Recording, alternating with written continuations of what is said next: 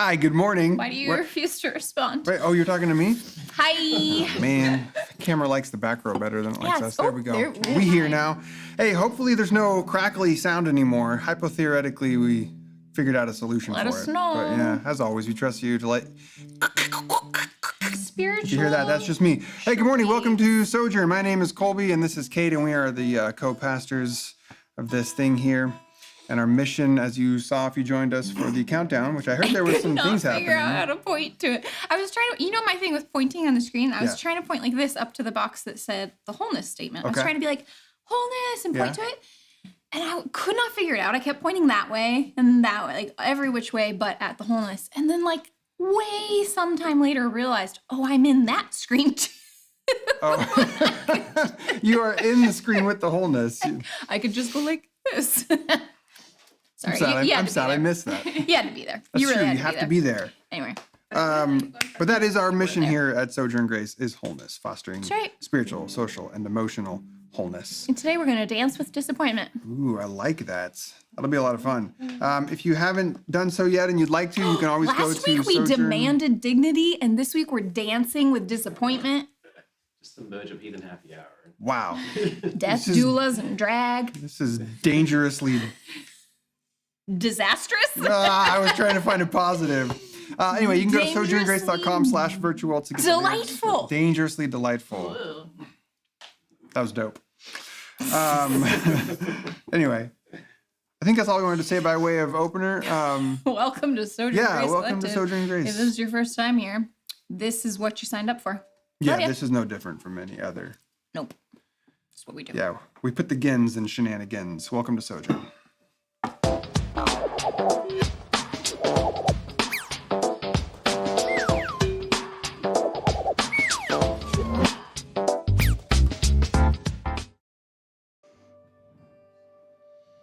Wish my heart was a hammer, I'd put you back together, but it's just a heart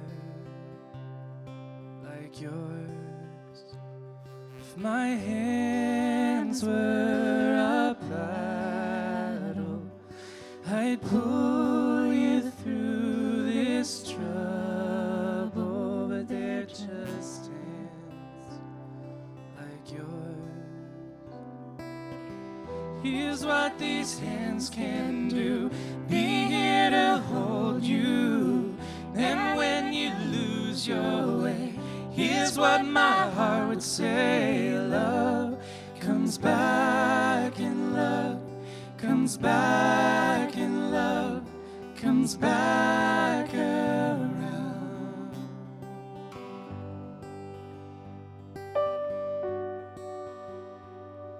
When words are a rainstorm, the lightning crash and the thunder roar, they're just words like yours. And when that storm is through, new words will find you, and what those words will say, you're gonna be okay. 'Cause love comes back, and love comes back, and love comes back around. Yeah, love comes back, and love comes back, and love comes back around.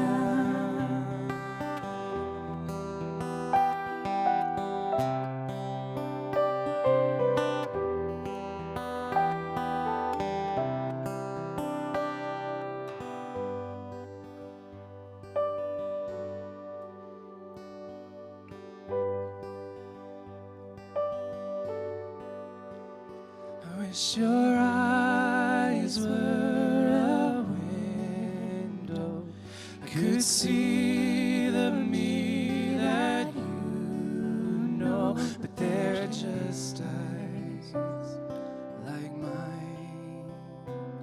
And love comes back, and love comes back, and love comes back around.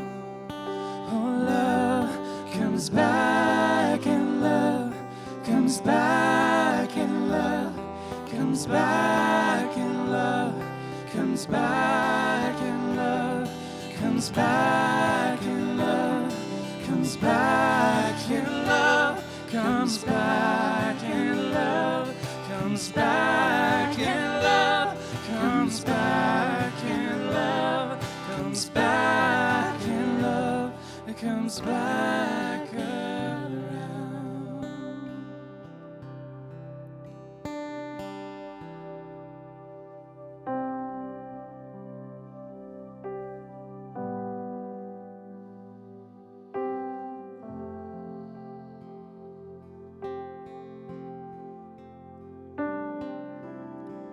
God bless our friends, God bless our enemies, all of our children, all of our families.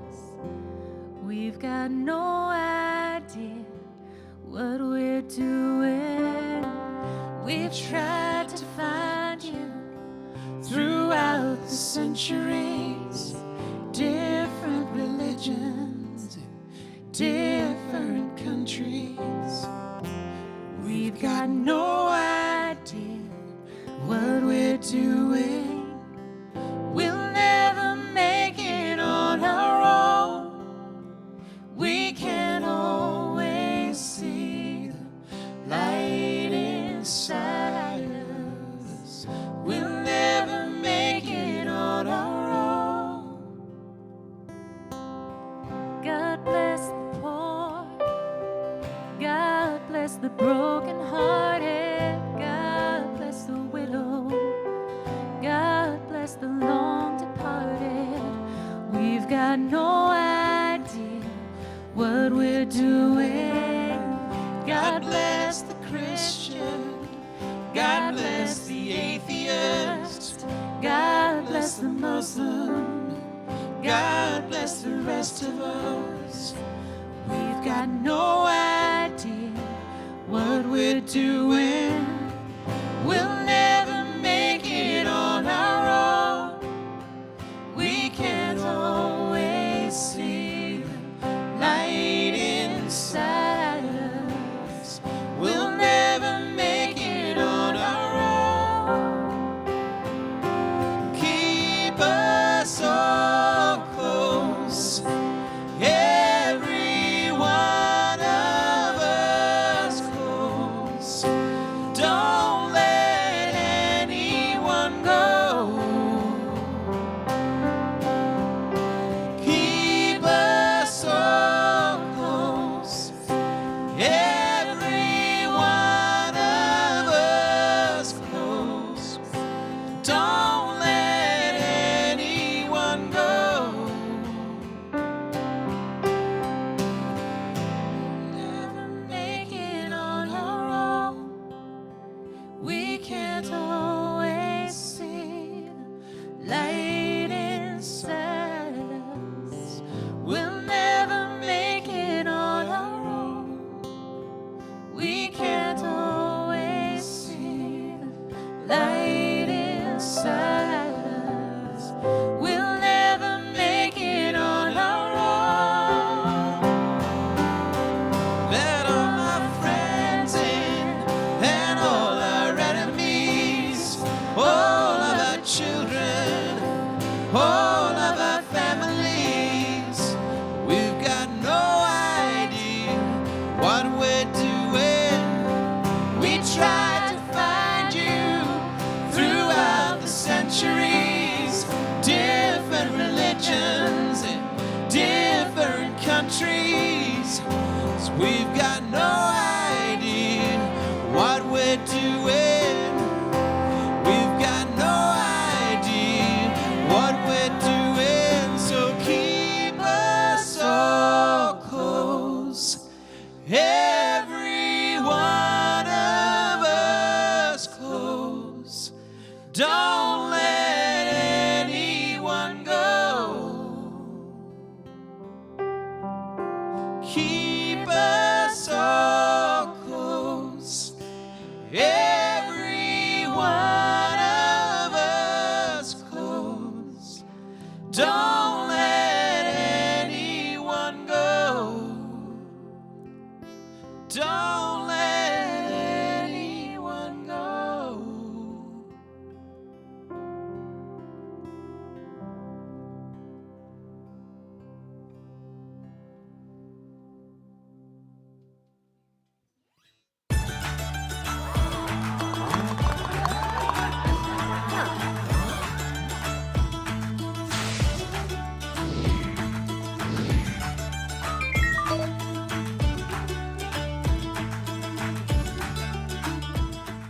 Chair. Get to a chair quick. Oh, and we're here. We did it. Okay, we did it. It's musical chairs. Every time the music starts, then you've got exactly that much time before you have to Thank be in a God chair. for the awkward transition bumpers. We love the transition bumpers. Hi. Hi. It's the most awkward moment in our service. And my favorite. I hope you dug I those. always make it because I like it that way. Did you dig the ditties that we chose for this morning? Did you dig them? The ditties, the songs? Oh, I get Did you it. dig With our them? D, this service has been brought to you by the letter D. You're welcome. Oh. It's about to get real. Can Not I just see? awkward. Well, it will be awkward. I kind of like this, like dissecting what a saying means. It's kind of strange, right? Tell the people. She wants me to say it. That's how she feels about this question. I don't know how I feel about this question. What do you think the following means? I kind of like this as a collective conversation question. Like everybody gets to say what they think this means. In quotes, the truth takes no sides. What? Damn. You want to know what I think? I think, what? What does Is it that mean? a saying? First of all, I've never heard that saying, I don't think. I haven't either. Okay. You can, I mean, but the truth doesn't take sides, but you can be on the side of the truth. Oh, that actually, you saying that helped me that maybe helpful? grasp it a little bit. I don't know what it The means. truth just is. It doesn't take a side. But good- you could take the the good side news of is- the truth. The question is, what do you think that means? So I know. the fact that we don't really know what it means It's funny. is good, because now maybe our friends can tell us. Yeah. What does this mean? People are going to have stories. They always do. I like this quote, especially given our post-truth world. The truth is. Okay. The truth is impartial, and the truth is the truth. That's kind of what it means, is what you're saying? I get it. Okay. Okay, yep. Oh, that was stuff about the song. Truth Okay. is relative to perspective. I almost read that out loud. I'm like, no, they were talking about a song. Oh, I like that one. Read that one. Oh, yeah. Here. Ooh. Gotta throw it faster. It'll go away. Oh, can do I thought it. I threw it up. Doesn't want to. Why is it not letting me click? Click in the It's middle not letting me trackpad. click. Gotta go in the very middle. Sometimes the track It's not letting me. Can you trackpad throw is that up not- there? I'm trying to do Nancy. You see that I'm trying to do Nancy's? Okay. The trackpad is not on the side trackpad of the is truth. not on the side of We truth. have lost clickable. We've lost Just all keep going. clickable. So We've Nancy lost says no ability to that click. it speaks to her about what Colby says. The middle is uncomfortable. I like that. Yep. And then, oh, there went the trackpad. Truth is unbiased. We as humans bias our framing of the truth. That makes Ooh, sense. I like that a Yeah, lot. that makes a ton Yep. of sense. That's kind of what you were trying to say. Truth about is the impartial. truth is impartial. Right. Okay. I get this now. Yeah. It's a weird statement at first to me. Truth takes no sides. Oh, okay. Robert Nichols says, I think it means that no matter what side you're on, there will be times when you have to choose between A, facing challenges to your belief system, or else B, turning away from the truth. That I like. I like that a lot. That makes sense. Okay, I'm starting to dig this. Yep. I like y'all's interpretations. of Sciencey this. mindset. Can I plug the book I'm reading while we're talking about this? And 'Cause then I think it's Vicky the is best. saying we all hold a partial view of the truth. Oh, I like that. Like we all see only parts of the truth, right? Yep. Because no one sees the full picture. Correct. Yes. Yeah. I think I we like get that. accused of that a lot. We talk about this a lot, getting accused a lot in progressive Christianity of like not believing that there's a truth. Like there's, you guys don't believe in objective capital T truth. And I love that defining of like the truth is, it's just we're skeptical of our ability to understand the Okay, I entire do want you truth. to plug the book that you want to plug, but first Yeah, I it's want to fine. read Take your Samantha's time. comment. I I'm think not it going means anywhere. truth isn't impacted by people's opinions, etc. It is just objective fact. But I think whether it's true or not is practically irrelevant because we all live in a story and experience.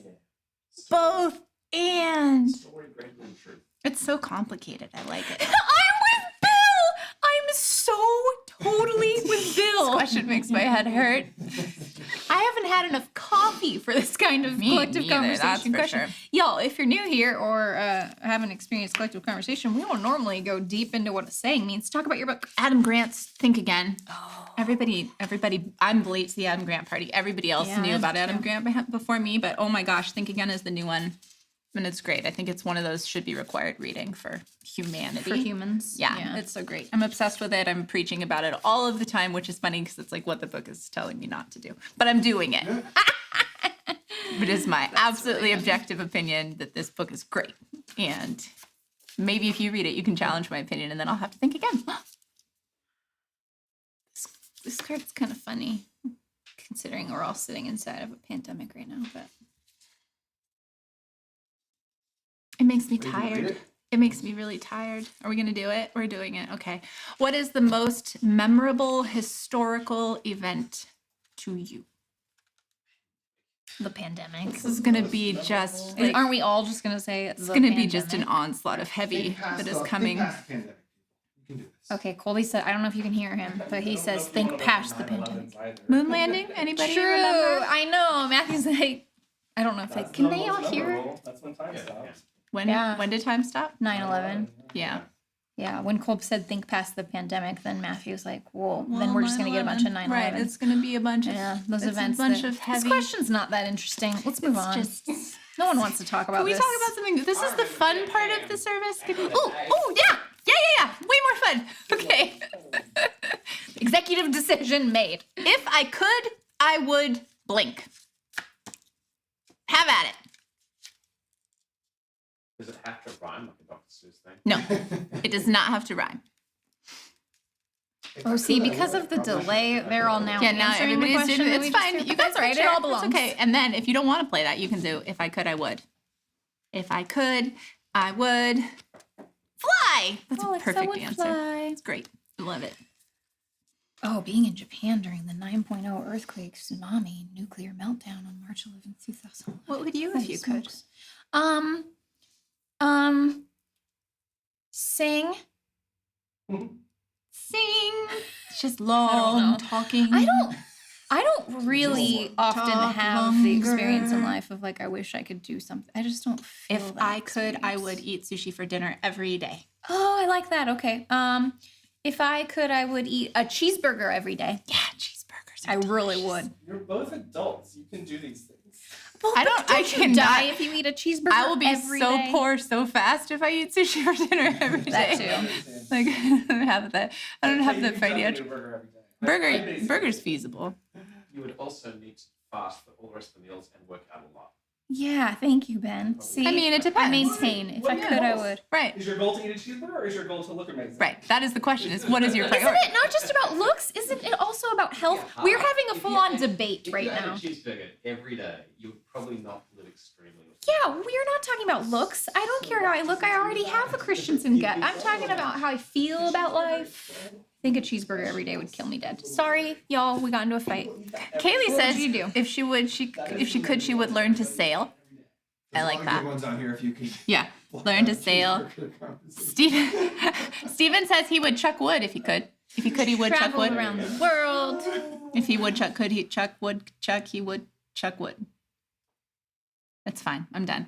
I just turned to the other way. I don't Play in know. our band for the day. Oh, that would be really Be at wonderful. Sojo in person right now. Did you already read that? No. Jesse would cook.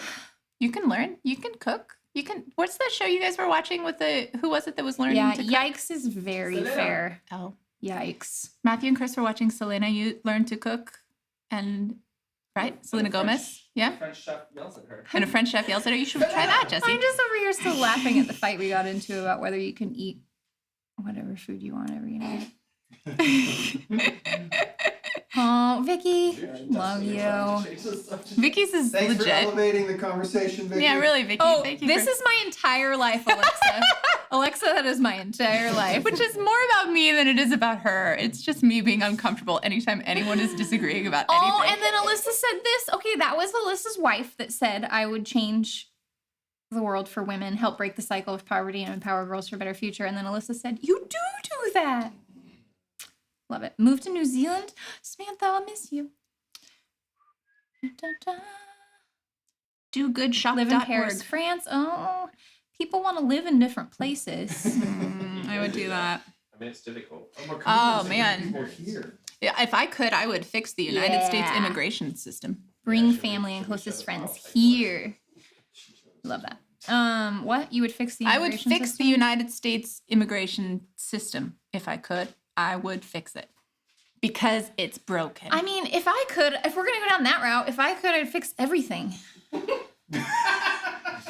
So yeah. you're the person who rubs You want the to show bottle them? with Ben you. wants to show you Sure, his good first wishes. stack of papers for his first immigration thing that he has to do, which is Aw. like, it's like it's a novel already. Real and it's talk. step one. We're not even done Well, with that's step one. After all the email. That's after 3 months of prep. It's fun. Real talk. Be a judge on Beat Bobby Flay or Tournament of Champions. I don't know what either of those things are. That was like, I didn't even understand that sentence, I but like that he doesn't want to be on the show. He just wants to be a the judge. Yeah, that's great. fun. I love it. I would be a judge on Nailed It. That would be really fun. I want to hang out with Nicole so bad. Steven's with me. Fix it all. All right, right, Michelle, well- that's lovely. Okay, well, that was fun-ish, except for the cheeseburger thing, which made me so uncomfortable. The only one. I like cheeseburgers. I think you can eat whatever you want. I like cheeseburgers too. I also think that grown adults can eat whatever they want. And I know that if I eat a cheeseburger every day, I don't feel great. Well, that's because you get to decide what's good for your body. Except That's I great. know. That's wonderful. I know. I know. I'm disagreeing with you. We're agreeing. What is happening? Disagreeing.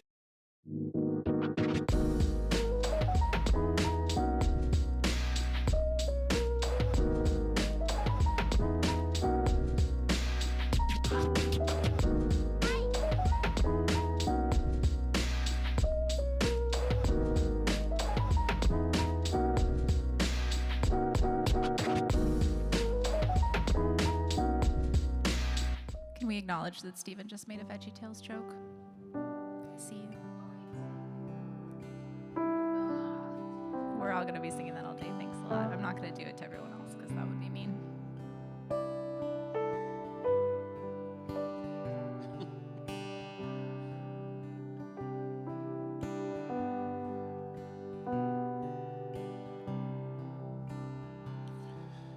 Every breath,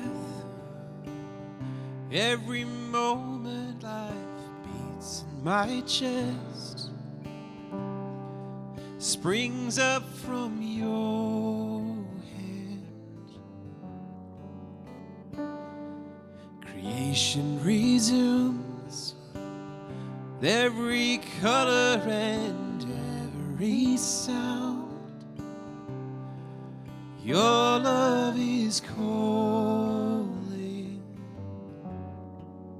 and I will love you with all of my heart. I will love you with all of my mind.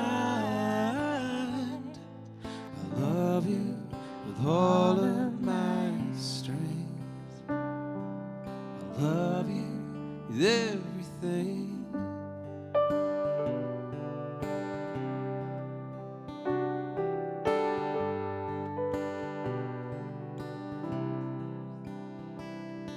So every breath, every moment, life beats in my chest. Let my life praise you. And I will love you with all of my heart. I will love you with all of my mind. I love you with all of my strength. I love you with everything. I love you with all of my heart.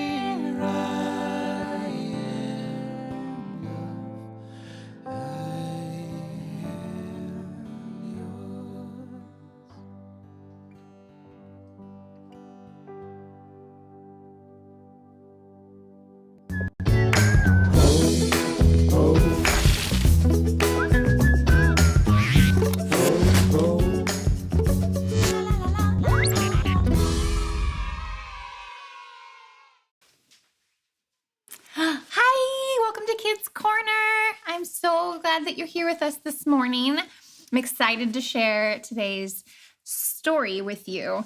This book that we're going to read today is actually a poem. It's called And the People Stayed Home by Kitty O'Meara. This book was gifted to us by our friend Nancy Jungling. And like I said, this book is a poem. And like the most amazing poems in the world, it is one part speaking to our lived experience, what is happening to us and has happened to us, and then another part imagining what could be. And this poem, in the form of this gorgeous book, is speaking to what is happening to us and what could be in terms of the pandemic. It's called And the People Stayed Home. So we're going to look back at what our life has been like over the last year of pandemic and imagine what could be in the future.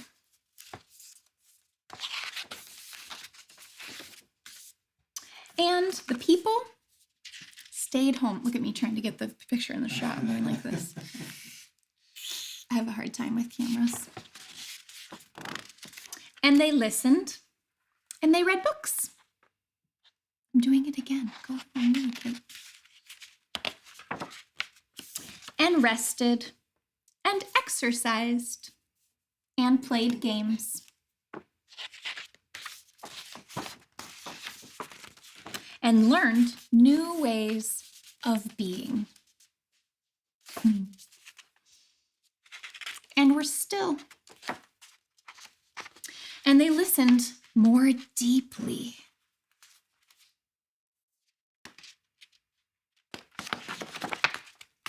Some meditated, and some prayed. Some danced.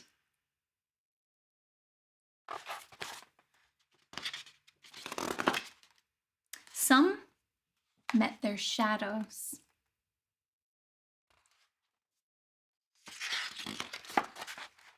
And the people began to think differently.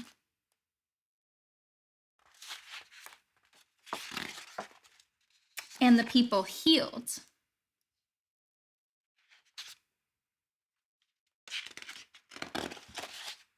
And in the absence of people living in ignorant, dangerous, and heartless ways, the earth began to heal.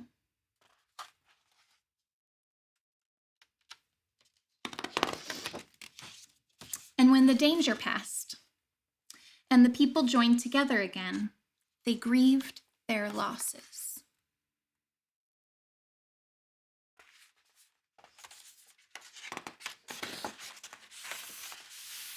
And they made new choices.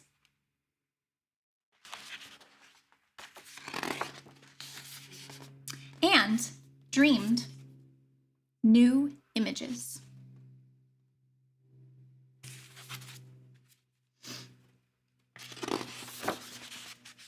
And created new ways to live and heal the earth fully as they had been healed.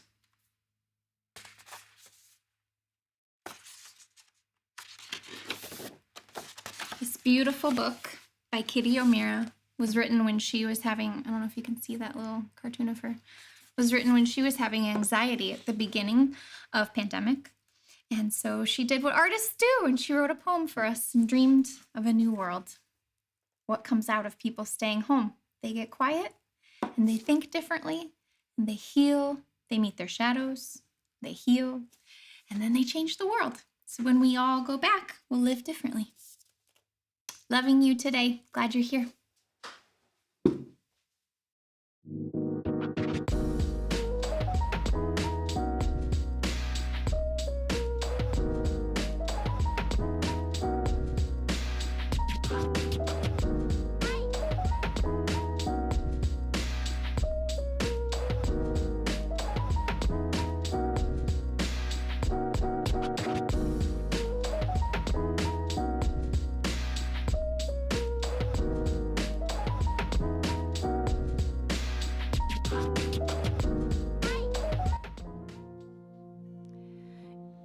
You unravel me with a melody. You surround me with a song of deliverance from my enemies, till all my fears are gone. And I'm no longer enslaved to fear. I am a child of God. I'm no longer enslaved to fear. I am a child of God.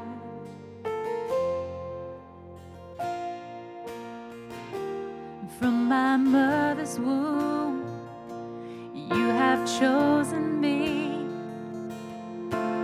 Love has called my name. I've been born again into your family. Your blood flows through my veins. I'm no longer enslaved to fear.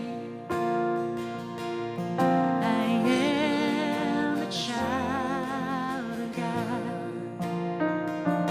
I'm no longer enslaved to fear. I am a child of God. I'm no longer enslaved to fear. I am a child of God. I'm no longer enslaved to fear. I am a child of God.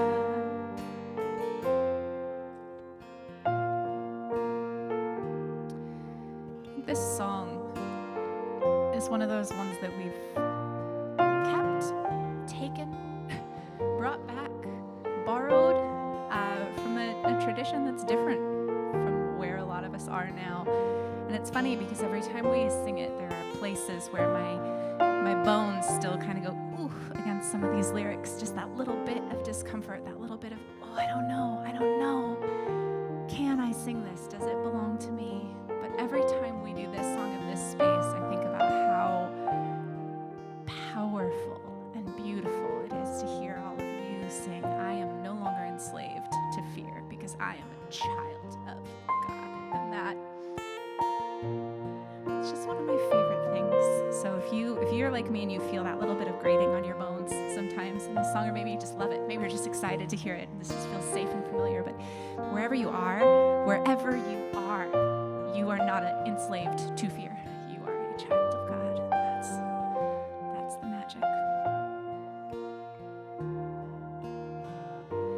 I am surrounded by the arms of the Creator. I am surrounded by a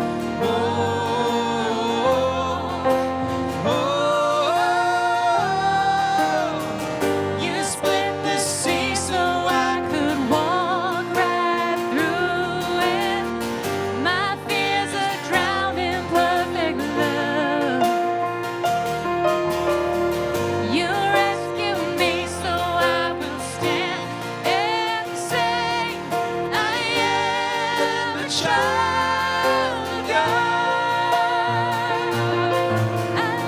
You split the sea so I could walk right through it. My fears are drowned in perfect love. You rescue me so I can stand and say, I am a child of God. I am a child of God. I am a child of God. I am a child of God. I am a child of God.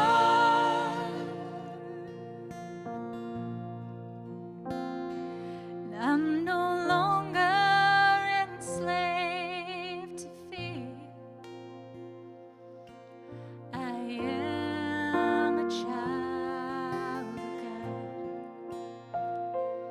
I'm no longer enslaved to fear. I am a child of God.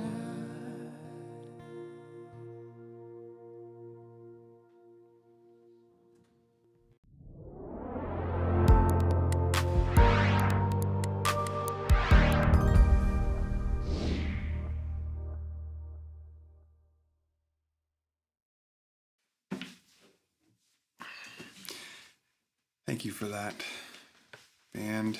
Thanks for those words, Karen, that permission.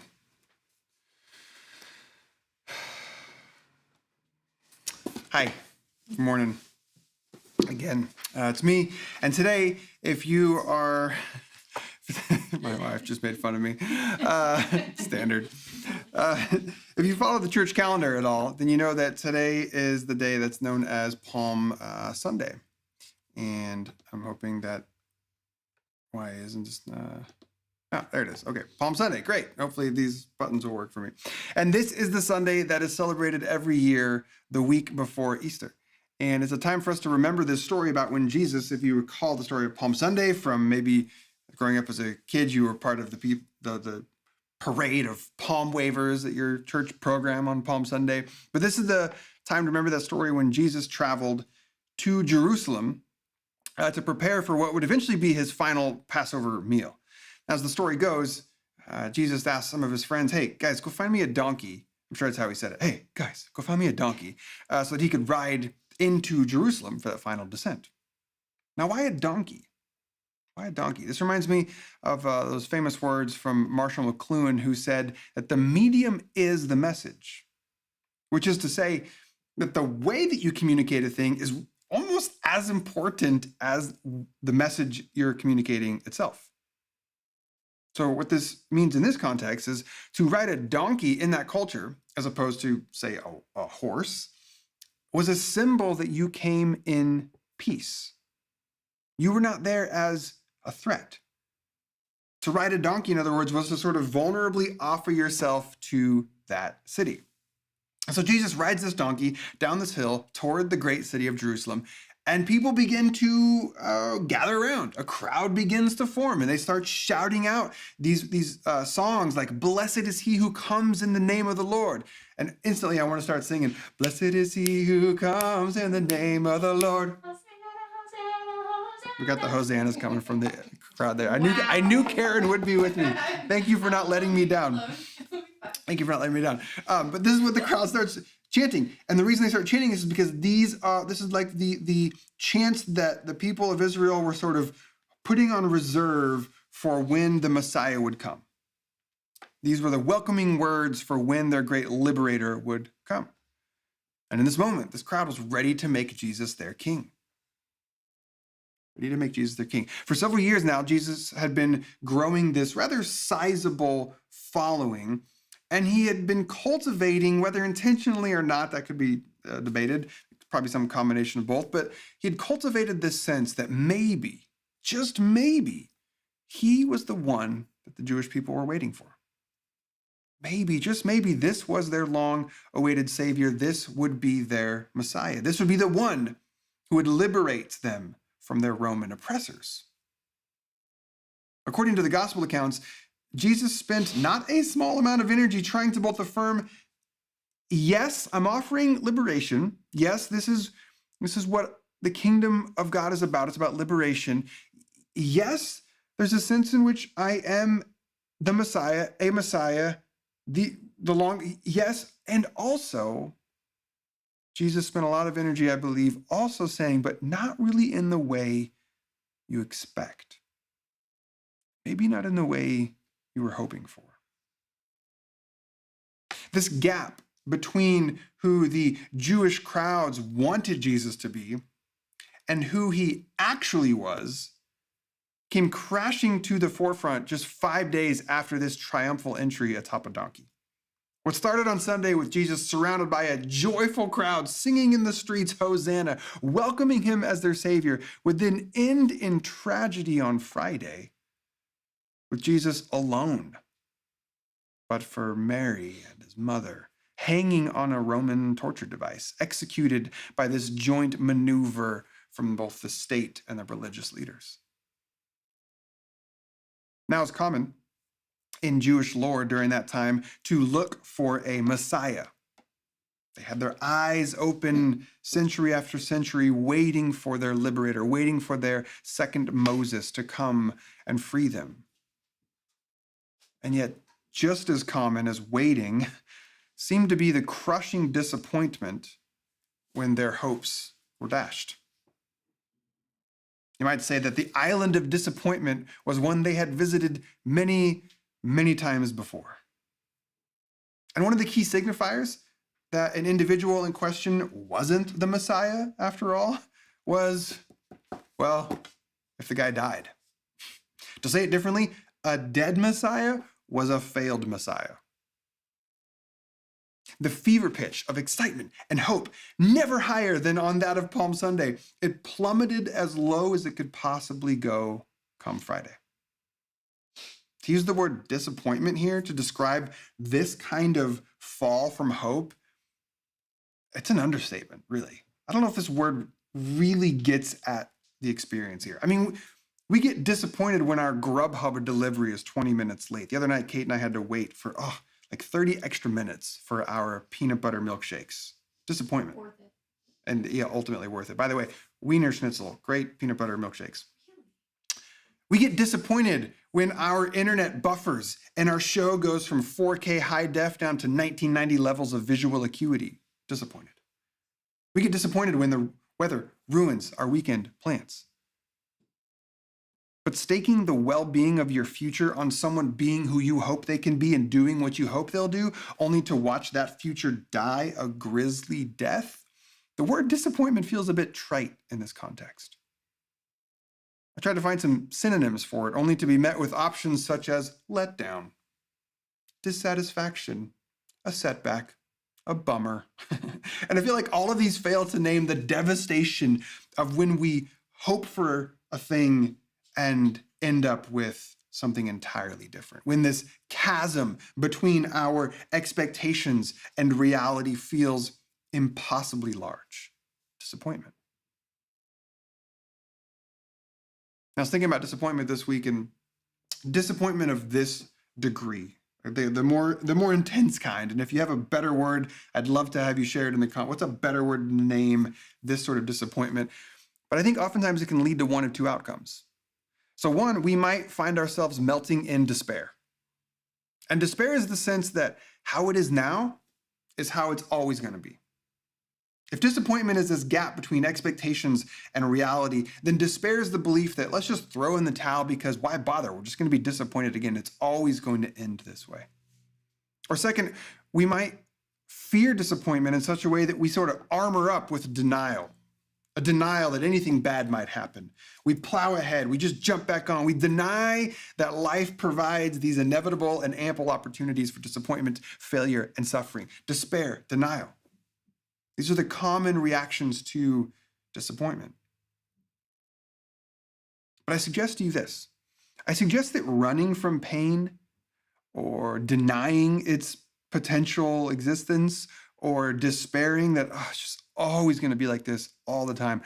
I suggest to you that those are paths toward a small life of stagnation, loneliness, and ultimately unhappiness. But Palm Sunday, I get the sense that Palm Sunday offers us an alternative. Yeah, life is and will be full of disappointments. But we don't have to cower in despair, nor do I think we have to ignore them in denial. Instead, I wonder what would it look like if we choose what I'll suggest to you might be called the path of Christ. The path of Christ is described like this by the author of the book of Hebrews. And I apologize if that font is just too small for you, but I'm going to read it out. This is the 12th. 12th? There's an F in there, right? It's not 12th? 12th? I don't like words sometimes, how they sound in my ears. The 12th chapter of Hebrews, the author writes this: "So then, let us also run the race," and this is a metaphor of our lives. "Let us run the race that is laid out in front of us, since we have such a great cloud of witnesses surrounding us." And if you know the book of Hebrews, you know that in chapter 11, the author just rattled off a ton of historical examples of people in the history of the Jewish tradition that have lived these great lives of faithfulness and endurance and perseverance. We have this great cloud of witnesses surrounding us. So let's throw off any extra baggage. Let's get rid of the hamartia, which in this translation is often translated the English word sin. But as we've talked about here at Sojourn often, we might better understand this word hamartia as the gaps in our knowledge that cause us to hurt ourselves and others. Let's throw off the baggage. Let's get rid of these gaps in our knowledge that cause us to hurt ourselves and others, the things that trip us up, and let's fix our eyes on Jesus, the pioneer and the perfecter of our faith. And then the author of Hebrews writes this: "For Jesus endured the cross, ignoring the shame." Come on now. As a professional payer attentioner of shame, this idea of ignoring shame, he endured the cross, ignoring the shame, for the sake of the joy that was laid out in front of him. What? And sat down at the right side of God's throne. I read this and I think about the great cloud of witnesses. I think about this imagery, this idea, this concept of those who've gone before us, who understand that life is about refusing to give in to denial or despair. It might be your parents, it might be your grandparents, it might be aunts and uncles, it might be best friends of yours, it might be heroes that you've read about in books, all who give this testimony to what life can look like on this path of faithfulness, this path of love. This is the path that stares down the journey of life, fully aware of the dangers, fully expecting trials, fully eyes awake to the potential for disappointment. And yet, like Poppy on the road to the Bergens, boldly declares, "If you knock me over, I will get back up again." Like Jesus on the way to the cross. This is a path walked in joy, not because of the pain, okay?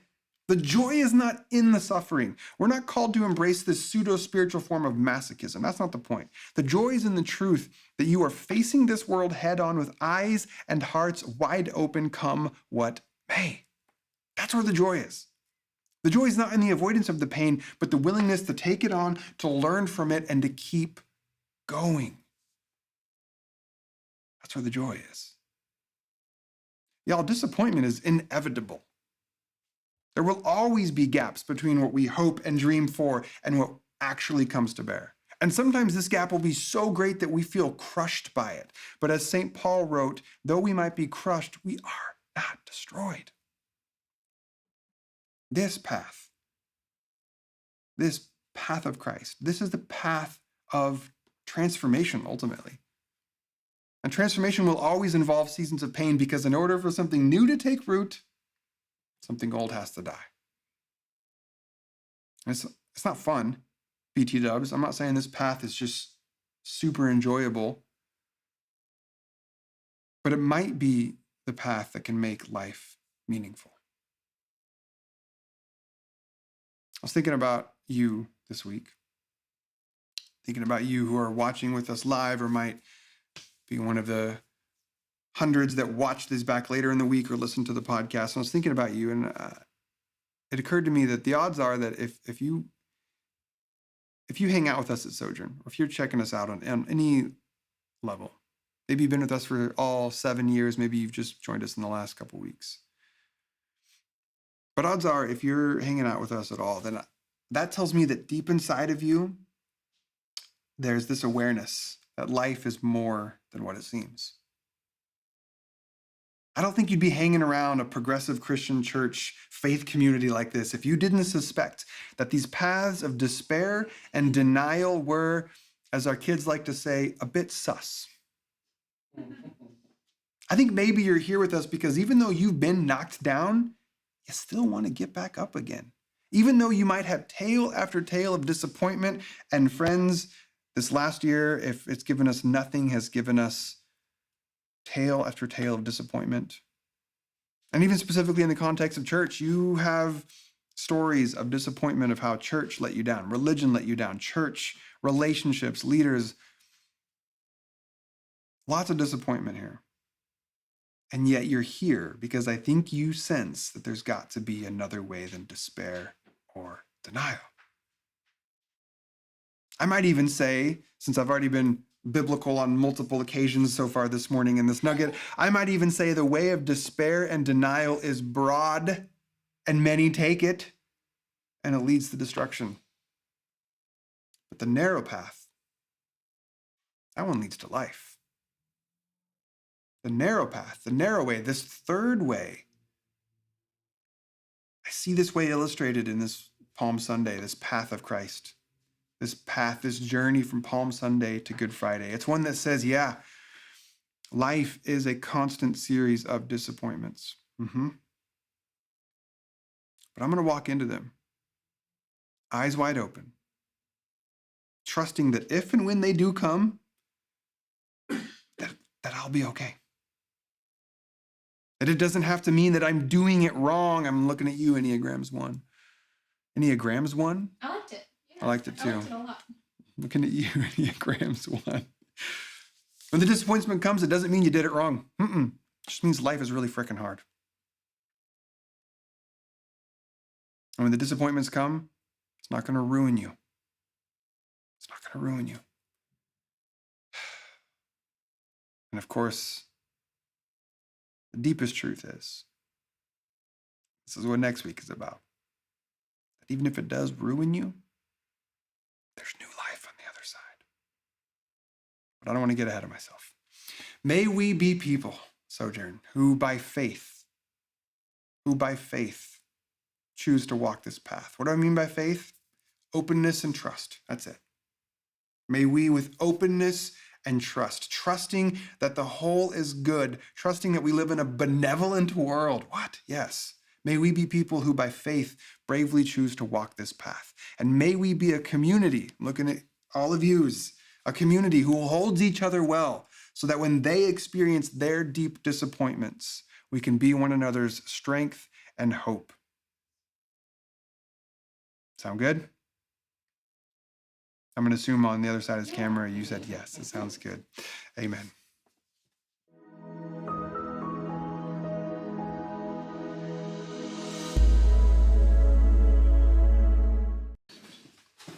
Hi. All right, so we've been doing soul care practice series, and I want to lean into the practice even more this morning. When I read Colby's talk for this morning, I had a real visceral experience of, okay, but like how? Which is kind of my response to everything in life. But we're talking about practices, and so we have this great idea, this great nugget of truthiness about how despair keeps us stuck and denial keeps us stuck. They're both just different ways of being stuck. And then we're invited into this third way to move through all the pain and disappointment of life with wholeness, to be fully awake to it all and experience it all and not get stuck in despair or denial. And it's a great thought. I love it. It's beautiful. And I question how. How do we do that? And so I was reading through his talk and this great idea, and I had this vision come into my head that I'm going to try to get out of my head and offer to you this morning as a practice. And we're going to kind of do the practice a little bit here this morning in a little bit of a meditation-y moment. But really, I want to offer it to you as a way to move forward through your life this week and the rest of your life, really. That when you face these great small and big disappointments in life, that you have something to latch onto, not just an idea in your head of, I don't want to get stuck in despair, I don't want to get stuck in denial, but like something to do. Because I'm like, what do we do? So the practice is this. What occurred to me is that denial is a practice that hangs out in our head.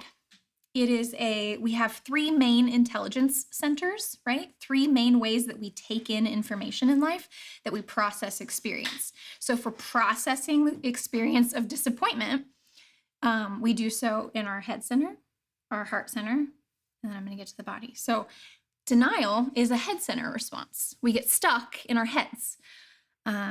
Denial is something that we think or turn off the thinking, right? But it happens up here. It's a head center experience.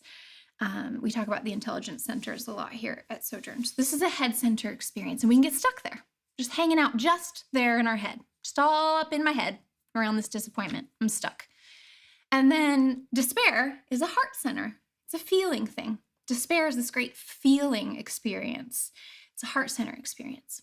What occurred to me is that if we're going to walk the third way and not get stuck in either place, stuck up in my head, stuck up in my feels, that maybe we need to live embodied disappointment. When we experience disappointment in life, most of us have been disembodied. And so that's why we get stuck. We get stuck in our feels, despair, just gonna live in despair. We get stuck up in our head. Nope, all good here, nothing to see, just keep moving forward, nothing happened. Or overthinking, either way, just stuck in these places. And when we invite, that's the practice that I want us to do today. We invite our body back to the party, back to the experience of life. Okay, there's been this great disappointment. Think about how grief and her sister Joy, grief and joy are full-bodied experiences. And that's what Colby's inviting us to do this morning, to face disappointment full-bodied. So it is ugly cry. It is full-body wailing and sobbing, like isn't culturally appropriate today, right? To go out in the street and tear your shirt and scream and cry. Full-bodied grief. And same with joy. That laugh that I did this morning, laughing at Merlin sticking his head through the cat door, the laugh that like is so loud the neighbors are like, what are you laughing at? It's that full-bodied joy and grief. And so I invite us to move throughout our week and our life when we come up against disappointment and we start to go here, get stuck. We start to go here and get stuck, to just invite our body in. Our body is where intuition, it's our gut sense. What might it say? So this morning, let's just practice it just for a moment, and then we can take that with us out into our lives. So I want you to think about a disappointment in your life just for a moment, and the whole point is not to get stuck, right? So don't go too deep into this. Maybe just think of a smaller disappointment for the practice, because we're just playing with it here, seeing what it might be like. But what's a disappointment that you've had very recently? And let's just go through what it's like to go to those just very, we've all been conditioned to stay in the head and the heart for this. So just our very first natural response to this disappointment. Let's stay in our head for a moment. What does it look like to be stuck in your head around it? I was really disappointed this week around something stupid. Something was supposed to come and make my life happy and joyful and fill up my home with family time. It's a stupid couch that didn't get delivered. And I told Colby not to talk about this and not use it as a sermon illustration, and I'm using it, so he's happy. Okay? But I said, stupid thing. Pull a stupid thing up for the sermon illustration. This is a stupid thing. But I got stuck in my head. I was explaining to my whole family how not to respond to this. This is not a crisis. This is not a tragedy.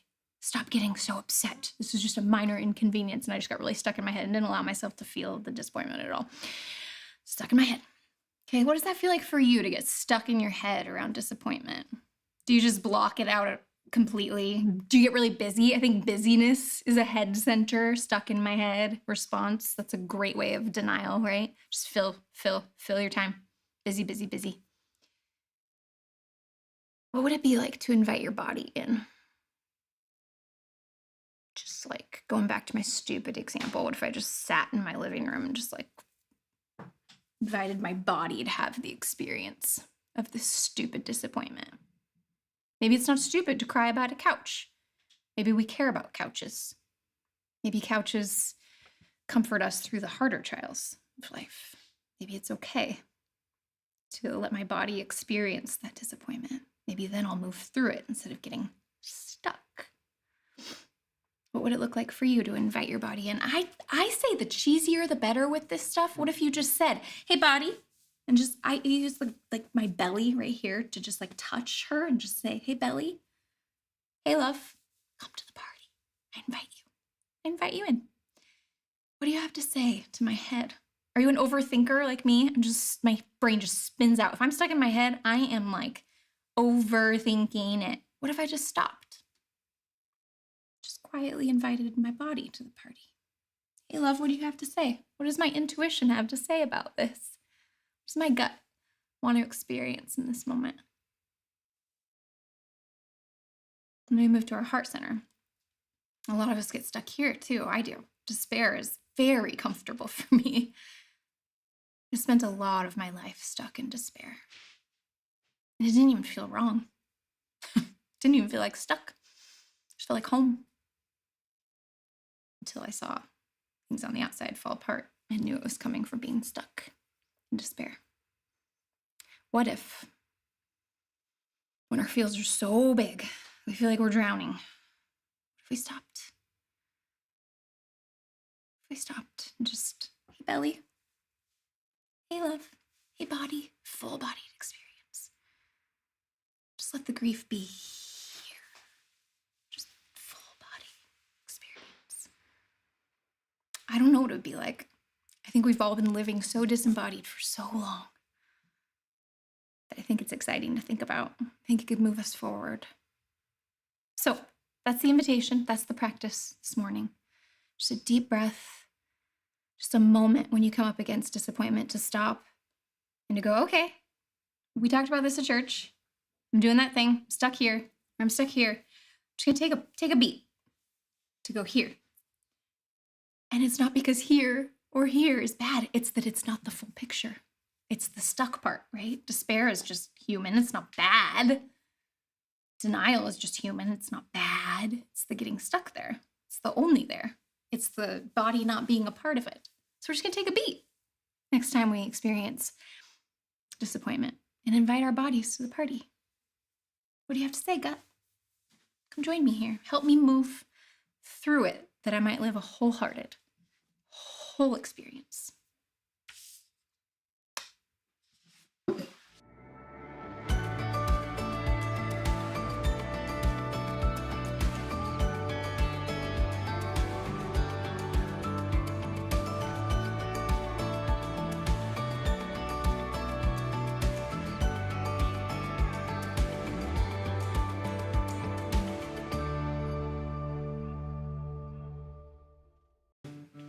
I love that. Thank you, Pastor Kate. Trying to steal the focus. It doesn't want. Oh, There it is. You just had to get a Kate's there. Go I'm on. fine standing. All right. Oh, you're gonna stand? How Yeah, neat. it's fun. Oh, You yeah. like when I'm taller so that we're even. You try to Yes, get me to sit that's on correct. pillows when I'm sitting. I so- do often give you pillows. We do communion every Sunday here at Sojourn, and we used to, serve gluten-free bread and grape juice as a way to really communicate. Go back to the medium is the message thing. The medium of grape juice is that a lot of people in our community are in recovery, and we don't want them to feel it. So we're not going to use wine because we don't want to exclude that. And then turns out there are gluten intolerances out there, and we can all tolerate gluten-free things. And it does toleration. So we started serving these elements that allowed all people to participate in this ritual that for us has for so long been used to keep people out and restrict access and all that stuff. Then we started doing virtual church about a year ago. And things got better. And when we leveled up our communion game, we realized, wait, we could take this even one click further and say, what do you have on hand? What is the food and the drink that you have on hand? Because the more we sort of democratize and decentralize this ritual, I think the closer we get to maybe its purpose of it, which is to bring us back to a sense of belonging and shared connection. And as much as we are disconnected right now, we can be connected through whatever objects you have. So we'd like to invite you to share what you're using this morning. What are we using this morning? A grocery store donut, my favorite thing in all the world.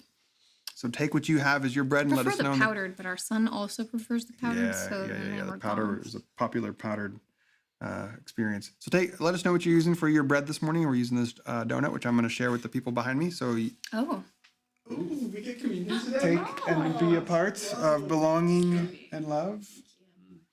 Can you say the thing? Take and Wait, receive. Give it to me again and say the thing. Oh yes, you are the loved child of God. Doesn't matter. Just say something nice to me. Say something nice to me. Thank you. Okay, bye. You're no longer enslaved. Here, thank you. Try with that. Susan's using chocolate chip banana bread.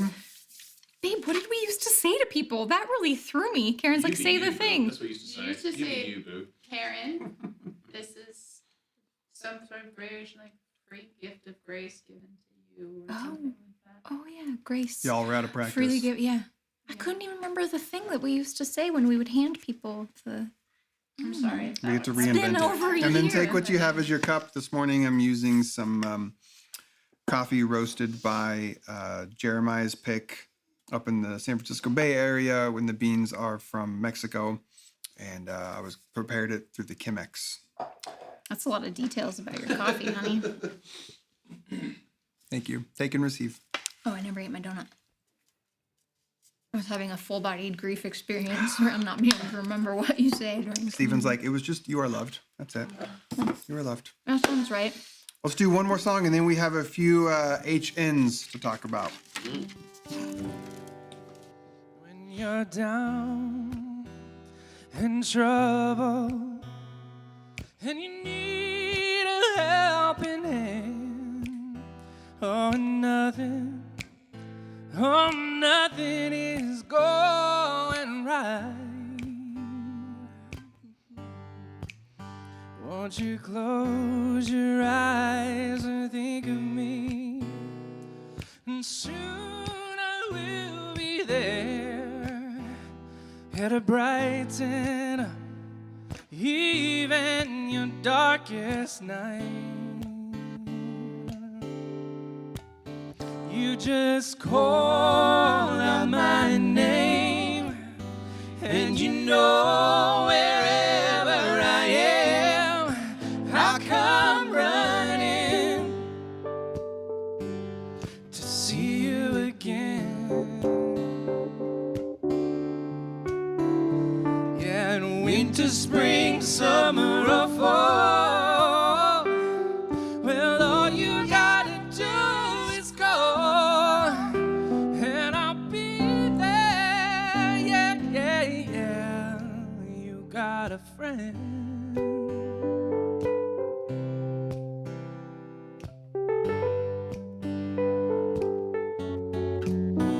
If the sky above you should turn dark and full of clouds, and that old north wind should begin to blow,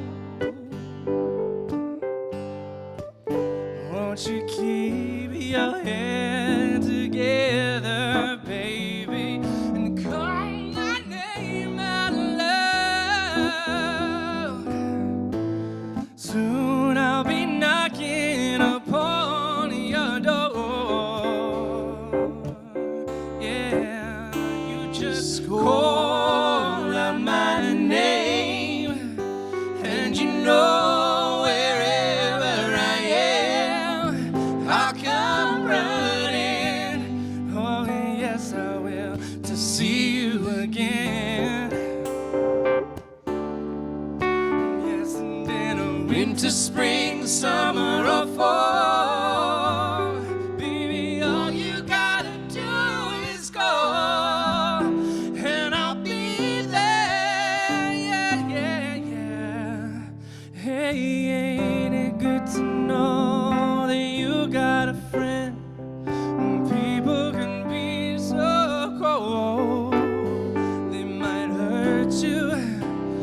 desert you.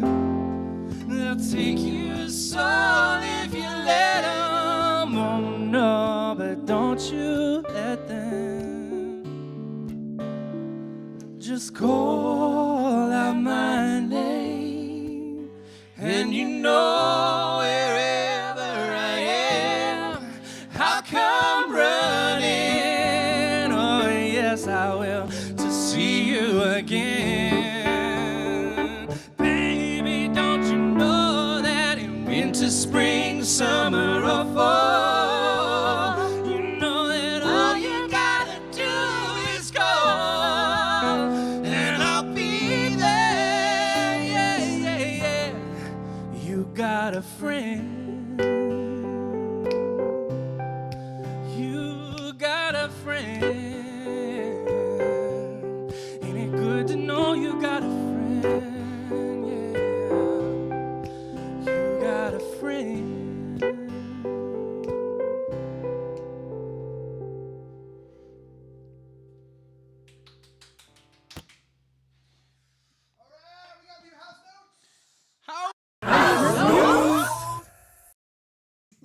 Well done. Well done.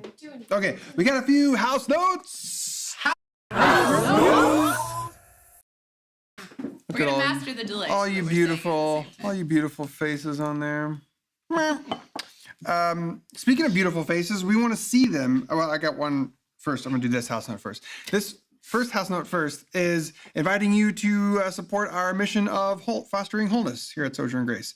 And we talked about this last week, how it was the first time we talked about it in like a year, because since we started doing virtual church, it hasn't just felt good to talk about financial support of It this. felt shitty to talk about money on a live stream during a pandemic where we were trying to keep y'all safe and everybody was losing everything. Yeah. Now it's been over a year, and what also would feel shitty is if this thing shut down because we ran out of money. That would also feel shitty. Both ends, right? What, did I just I make it agree. weird? No. No, that sounds true. No. So I felt that experience where Kate just said something that made it weird. No. no, it was just it was a real. It was like yeah. It was We were sitting with the weight of That's what it was. Oh. Yeah, we were It's like, Yeah. we were letting that sit. And we're not in dire straits. This isn't closing down next week. That's not the point. The point is just that we invite you to participate and to join us and be partners in this work together through supporting. So you can go to that link right there if you want, sojourngrace.com/donate. Also, we're now set up on Venmo, so you can Venmo at Sojourn Grace. Isn't that handy? Some of you did that So last week, useful. and blessed thank you to you Yeah, for thank you, everyone. utilizing that. So yeah, that's there. Love to invite you to participate in that way. And then the other thing, which goes back to seeing your beautiful faces, next Sunday's Easter, which is Soup's fun. Not being all together with you, Soup's not fun, but we're gonna do again the thing that we did on Christmas Eve. So on Christmas Eve, we had a second computer set up to at one point during the gathering receive all of y'all in a Zoom room and then feed it into the live stream. So fun. So what I thought would be fun, what we thought would be fun next week is to do that again and to do it during communion. So instead of everybody like typing, we can like see you and we'll just take communion together, all seeing each other's faces, or at least I think Zoom lets you do 45 faces at a time. Doesn't matter. We'll figure it out. So that'll happen next Sunday. And you don't need to really have anything ahead of time. We'll drop the Zoom link in the stream once the service starts. Oh, nice. They don't have to sign up to be no, a part of something ahead Don't of need time. to sign up. Don't need to pre-register. Don't need to panic. Just have Zoom or a computer open with a webcam or your phone or whatever. Yeah, we haven't done Zoom things because people have been like, nah, that's exhausting. But we did it Christmas and Easter. Sounds Yeah. good, right? Yeah. That was so fun at Christmas. We all It had our was so candles. fun. Yeah. Are we all gonna Stephen have says communion and a community. tomb for Easter? We're all gonna have a tomb for Easter. So look, we're just live brainstorming here, people. We're not committing to anything. It's just we're just firing off the ideas saying. here. I'm just saying. Really good. Hard-boiled egg. Oh, good. Melanie loves the Zoom communion. Hard-boiled egg. Oh, Communion. Why not? and Zoom. Zoom, yes. And they also the other thing that we're gonna do on Easter, we did last year, and we're gonna bring it back. Karen doesn't know this yet, but we're gonna bring back the on-screen Easter egg hunt. Can we do that again? Oh, that was Okay. fun. I'm glad we're on the same page. Yes. Yeah. So bring your kiddos to the live stream next Sunday, and we're gonna hide a bunch of Easter eggs in the screen in the We're better field at of this now than vision. we were then, so it'll be. And you got to figure out how many eggs there are. All right. Cool. The amount of awkwardness happening behind you because Matthew and I are too tall for the screen when we're back here. Oh yeah, we're house just like, notes squishes You it saw a bit. the huh? lunge we were doing. It'd be really weird. Sorry for squishing you on that house notes slide. Okay, that's it, right? For the talking to the peeps in that way. Wasn't there one more house note? I I put it on dresses I up don't for believe Easter. Go there. Sorry. Ragey this morning, apparently. I'm sorry.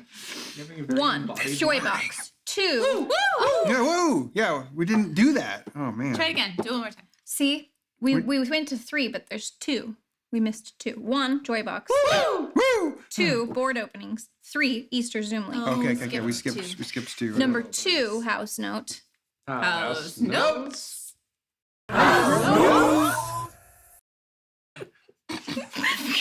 This is almost feeling as annoying as it is in real life now. If you can't say it or they'll say it. Almost. It's like we're getting there again. It's We great. got a I woo. know. Thank you, It's Michelle, true. for that woo. What? Oh, board openings. I think Alyssa was already ahead of us. There's She 2 put board this in openings. the comment section earlier. Elder board. Oh, see, Alyssa knew. She's not even the Not on chair the board anymore, and anymore. she's She still knows. like, yeah. She's like, come on, people. There's 2 board openings. Do we want to say more about that? I'll send out another newsletter this week about the board, and that will say more about it. But 2 ways for 2 humans to show up and keep creating this cool thing we do here. Fun, annoying.